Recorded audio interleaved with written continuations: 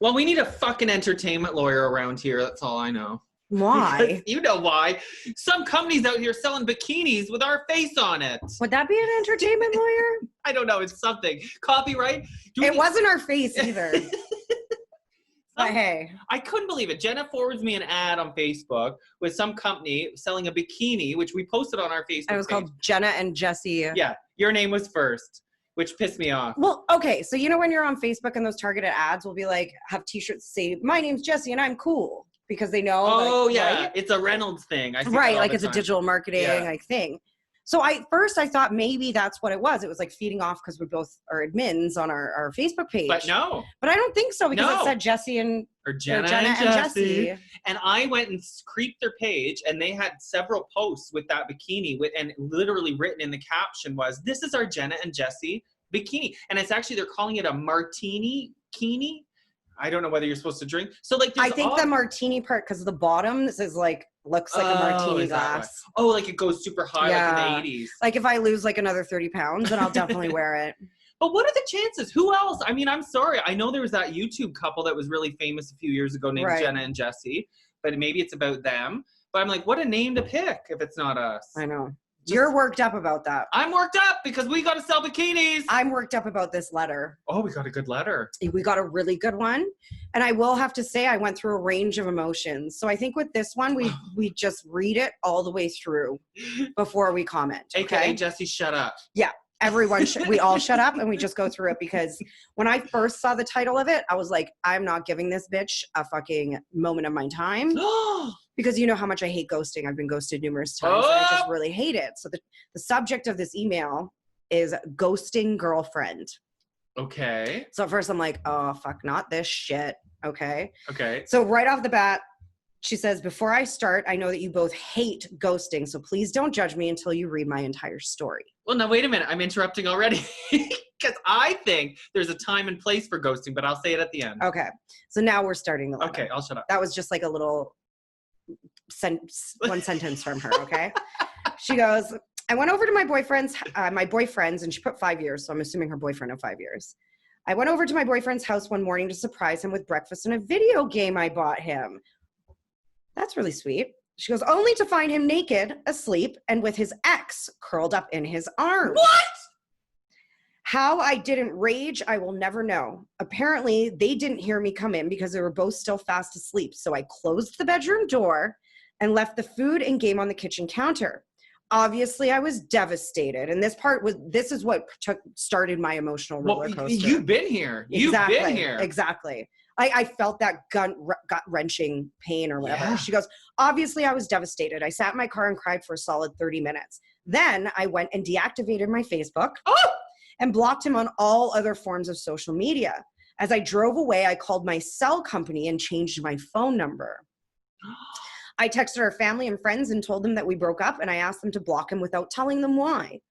My lease was up, and I got a job offer, so I moved to another city. This all happened within a week.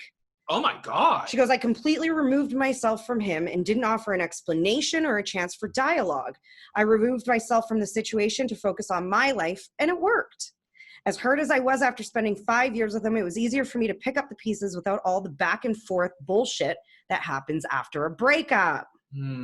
She goes, here's the deal. It's been about 3 years now, and he has reached out through a friend and wants to talk to me.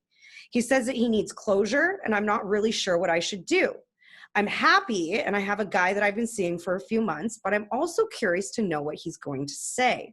Do I meet up with him for my own selfish needs, or just say no and continue to live my life? I can't wait to hear what you guys have to say. Signed, Ghosting Girlfriend. First of all, girl, this one hit me in the feels so hard. It took me back to that time walking in and seeing it, and I give you so much credit and so much praise for not fucking strangling him while he was sleeping. Or at least trashing the apartment. Or just freaking the fuck out. So like, yeah, seriously. You are a way better person than I am. Yeah, I'd like to see her stick to a diet. And it feels like shit, for sure. But not only that, but to be able to walk away from that situation without asking him any questions. You know the answers. But when you get cheated on, the first thing, how long has it been happening for? Yeah. How, like, you spend so much time going back, and then you want to talk to them and go, why did this happen? And this and that. For you to just literally erase yourself from his life and leave, like, again, way better person than I am. You know who she would be if she was Sex in the City? Miranda. Because she's like totally A-type. She's got her shit organized. Yeah. She's like, this is the end result of this. Well, I'm not going to waste my time with all this bullshit. But that's the thing, is like, you made a really smart, mature decision. I don't know how old you are, but you made a very smart, mature decision by just doing that, because at the end of a breakup, the back and forth that goes back, even though you both know that that relationship is over, is so much, and it's so stressful. Yeah. You know, you text him being like, I still can't get over why you did this. And then he doesn't answer but leaves you on red. And then that creates more stress for you. And girl, you did it the right way. Like, most of us couldn't do it like that. I couldn't. No way in hell. And I think that is the best revenge. Like, I couldn't even do that, where, like, because the best revenge is the total silent treatment. It works like a fucking charm on guys. They hate it, and it's the best, but you don't ever get to see the fruits of your labor. Right. Now, I've packed up and left after a breakup too. That's when I moved to Toronto for those 3 months. And like, it was just the wrong time. And I usually would say, don't run away from your issues, girl. Do not let him push you out of your city. That is where you live. That's what you love. But you had this opportunity to move on, and maybe you were just waiting for the right reason to, and he might have been holding you back. So I don't think you... Yeah, maybe you're right. Maybe this was a good jumping off point for her. Where she's like... So again, we're just praising you for the way you handled the situation. Now we have to answer your question. Well, first I want to go back to what she said at the beginning, which was she knows we both hate ghosting. And in a 5-year relationship, I would say that's a shitty thing to do. But I think ghosting does have a place, and we've talked about this before, where if it's just been a couple dates and it's not really worth the whole explanation, I've been guilty of ghosting in that case too. But she like ghosted on a 5-year relationship, which usually I would be like, that is fucked up. Well, but she did it, and I think she did it for the right reasons. First of all, she did it for herself, and she was the one that was hurt. Yeah. You know, so like ghosting is a very selfish thing to do in general, but she needed to be selfish because he had been selfish, and it was time for her to make sure that she was going to be okay. And the back and forth might only serve to convince her to give him another chance. So she's so smart that she's like, I'm not even going to give you the chance to win me back. You don't. What can you say at that point? I literally call you in bed, dead asleep with your ex. There's nothing you can say but they try to fix this. But yeah, exactly. So she did the smart move and just didn't give him the opportunity. She didn't have to sit there and hear all this bullshit. More lies, probably. More of this, more of that. Oh, maybe we can work this out, or maybe not. Like, skip all that. Just go on to the healing process. Started in a new city with a great job. Like, amazing. So now he's coming back to you, because that's what fucking happens, is when you move on with your life and you're all happy after this big breakup, they're the ones that come crawling back to you. Yeah, because they can't handle the silent treatment. It kills them. Right. And you're happy, like you said, and you have a new job in a new city. So you're probably posting shit all over the place and you're living your life. Those fucking douchebags in your life always creep up at the worst possible times. It's always when you are happy. Don't let him start throwing these doubts in your head. Fucking keep ignoring him. Also, when you're hurt, you're very vulnerable. And I feel like that's where a lot of cheaters get the girl back, because they're like, it's just sex, but what about our movie night? But I think this is where it's reversed. What do you mean? It's reversed now, where she's not the hurt one, he is, which is why he's coming now, but I'm going still on like the fact that she just ghosted him was the smart thing to do, because at that time when she was hurt, she may have given him another chance. I'm so incredibly like in awe of whoever you are, because I really wish I would have handled cheating like Not that. me. I really do. Like, I like your story. But I just love it. I think like I just want to be like, you're not worthy. You are not worthy. Like, whatever man ends up getting you at the end of the day is probably going to be extremely lucky. Yeah. If you're that strong and independent. That's why I think it would be silly for you to go and meet up with him and let him explain himself a few years later. Like, you're just so much more above that. Yeah. I understand the curiosity, as anyone would.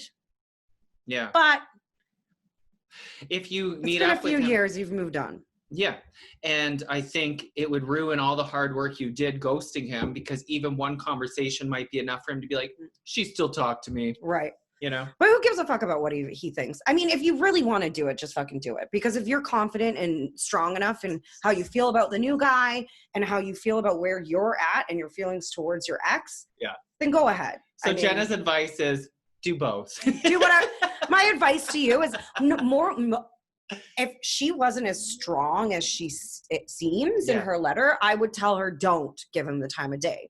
But she seems very strong in her convictions, and she seems like a very like bullheaded, but in a very positive way kind of gal. So that's why I'm saying, like, right now, like, you don't need our advice, I don't think. I think you just need to do whatever you want to do. She just knew this would be a juicy episode. Right. And we haven't had a letter in like a couple weeks. Yeah. So thank you very much for that. But listen, I ghosted. Oh, sorry. Also, send your letters. Send your letters to Jessie and Jessica. Send your letters to Jessie and Jenna's messypodcast@gmail.com. I hate you for making that fucking It's not good. I didn't think anybody would ever email us. All right. I ghosted a 5-year friendship once because it was a gay guy. Oh, I almost said his name, not saying his name. And I found out that he was texting my boyfriend at the time behind my back. And this was back when we were very monogamous well, so I thought. And, you know, this sort of thing wouldn't have been okay. Because in gay world these days, it's a little more open. But at the time, this friend was texting me, and the very next text, he'd text my boyfriend being like, hey, here's a picture of me in the bathtub and all these like nudes. And my boyfriend at the time was not interested. And so he showed me all these texts. He was like, look what this is such a good friend. Look what he's sending me. And it was text to the point of like, it's okay. I'm talking to Jessie, and the other text, like, he won't care. Like, he's not even thinking about what you're doing right now. And like that deep to try to get him to like cheat on me. And this was my friend that I hung out with that my ex did not hang out with. Right. Like a girlfriend. Right. So that was it for me. And so I ghosted that friendship, and I think he figured out pretty quick why. I don't feel like there's another way to end a friendship other than ghosting eventually. Yeah, well, I could have had a big fight and been like, fuck you, you're texting my boyfriend. And I was like, not worth it. But you took the higher road, just like our writer did. Yeah, but I've never done it to a romantic partner. Right. But I again, like, we can't give you more advice because you've done absolutely everything wrong. You've done everything right. You've done everything way better than Jessie or I would have ever done. So don't take our advice. I think you're on the right track. So just keep going with your gut. Like, you've got a great gut instinct, and you've got some great, what's the word? Willpower. Yeah. Go on a diet if you need to. Right. I was going to say, what is it called when you're like, not dedication, determination? What is it? Willpower. Sure. But you really are like, I mean, you're leaving us speechless. This letter, I knew we wouldn't have much to say on it. So it was going to be a short episode, but I was so impressed and so in awe. Yeah. If you ever want to come on and like share your wisdom on how you did it and how that process felt, we would love to hear about it. Good point, Jenna. How does your brain work in that moment to say, I'm not going to rip this place to shreds. I'm going to calmly and she left the food and video game on the counter. Yeah. But because she wanted him to know that she was there. Oh, and she knew, right. I would like smash that shit and take the food. Right. I would have thrown the food in their face. Yeah. I'd have been like, how's this breakfast sandwich assholes? Oh my God. I'm putting myself there right now. You can feel it, right? Yeah. In the pit of your stomach. There is no way that I would not have been able to dump that food all over them in bed. There's no way. But now that you look back at it and you're like, look at her situation, the way she handled it, I would see that wouldn't have been the hardest part for me. Yes, the raging would have, because I don't have a huge temper, but when I do, it snaps. So if I got over that and got into the car like she did and did all the things and got to the point where I could change my social media, block him, all that, my biggest issue would be after I'd be like, but I want to text him. That's always my thing is I'm always the one chasing. So maybe it was great for her to learn how to be not just chase, but like be the chasee. Yeah, it's important because boys, straight guys, and I think gay guys like to chase. So that's your problem. And I've never made a guy chase, ever. There's always a first. Man, no, I'm just not that kind. I wear my heart on my sleeve. I'm a Cancer. I love hard, but I hate harder. She means the astrology, not like, she'll infect your workplace. Well, that's debatable. So please do send this was a very short episode and we do apologize, but I think some people, I actually have had some feedback where people are like, I love your like 15, 20-minute episodes or whatever. Your shorter ones, they're like, because I can hear it like on my commute or like to go pick up my kids or something. You want to hear an hour and a half? Go listen to Kirstie Alley. I was totally doing the Alexis hand there. Yeah. Oh, I thought you were going to say Donald Trump. He didn't win. He's stupid. Boo hoo hoo, you lost, Donald. Get the fuck out the White House. Go to jail. Cheers. All right. L'chaim. To life.